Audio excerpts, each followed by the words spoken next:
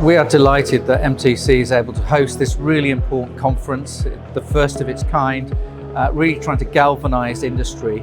The nuclear industry is a really critical industry for the UK. It's very much an emerging and nascent capability, but harks back to those really strong roots, through last century actually, where Britain had a real strength in nuclear engineering. So really we're reimagining all of those capabilities now. And so for MTC, this is a really important strand. It's a vital sector for the nation. And we intend to be a great engineering partner, a great research partner for the future.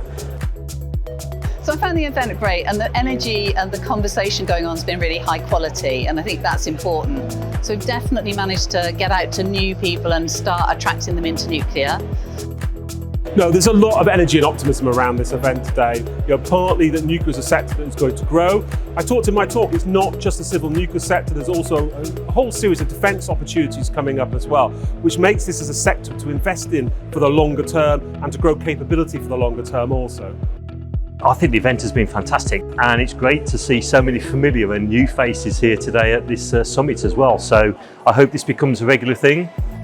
It's fantastic to hear from the regulators and the clients and some suppliers, some challenging questions. I think this is just the start of a dialogue, and I look forward to future conversations as well. It's been an absolute superb event. It's great to engage with such a wide number of different people. It's great to see the diversity of thought and the diversity of the audience as well. I think the event has been absolutely amazing. It's been super to see so many energised people all actually ready to take up the baton and run together. So great opportunity, some fabulous people, great discussions, really challenging and debating the topics. Ultimately, that's how we're going to be united in moving forward.